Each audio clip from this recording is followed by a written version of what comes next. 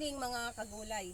Andito ngayon tayo sa aming papaya farm.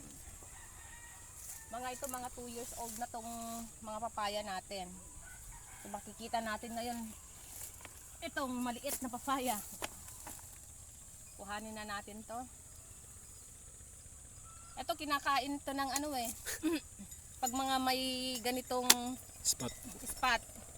Dahil hindi tayo nag-i-spray mga kagulay. Dahil organic tayo eh. Papakita ko sa inyo mamaya yung fly trap na ginawa namin. Ito yung tira ni Ulysses. Nakasurvive pa rin siya. Tibay. Punta tayo dun sa ano. Tayo dun sa bandang likod. Mga kagulay doon. O kaya dito kaya. Pwede rin, mas malapit.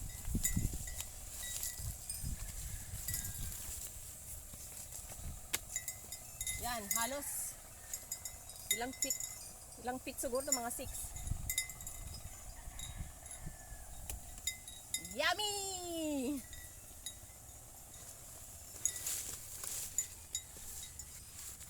Yan, sarap! Sarap ano to? Sausaw sa papayas, vinegar ni aling tetay. Yan, di ko na kayang buhatin yan mga kagulay.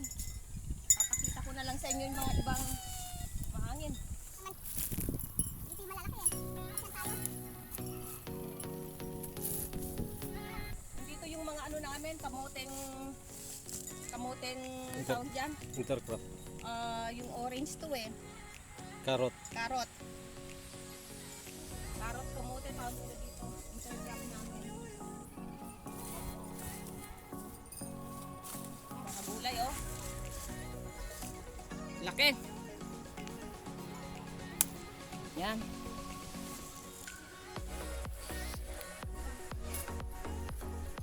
So itong aming papaya siguro mga nasa 100 ang ano puno. Ayun, may na ano doon oh, natumba. Tira ni Ulysses. Namumunga pa rin. So yan, mamaya sila naman kukuha dahil napakadami ng hinog. Yan, pasyal. Ang gaganda ng aming mga kamote. Pwede nang kuhanan mamaya ng talbos. Pandagdag sa ulam. Ito oh. Gaganda.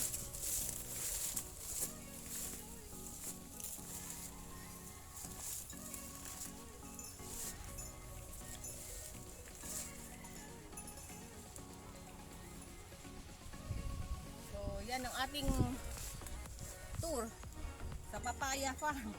Ang dami pa na pagod na ako. Pagod na ako sa kakalakad. Ito yung ano namin, fly trap pala. So, ito yung fly trap namin since hindi na tayo nag-i-spray. Ito yung ginawa namin ano, improvise. Bakit kulay yellow to? Dahil dito na-attract yung mga fly trap. Pumapasok sila dito.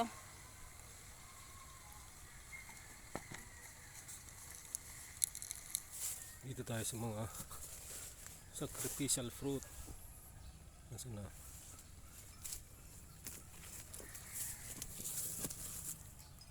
Yan. Kinain ng pabo. Pabo o gansa.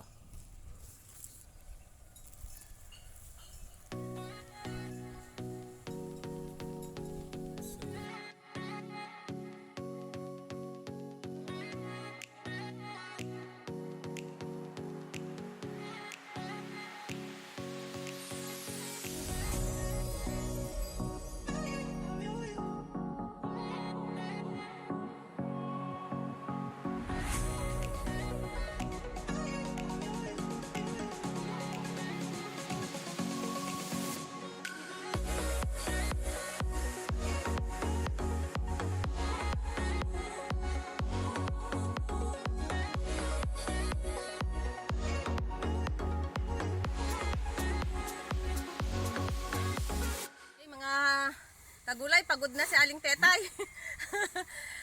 Cut muna tayo dito. Bye.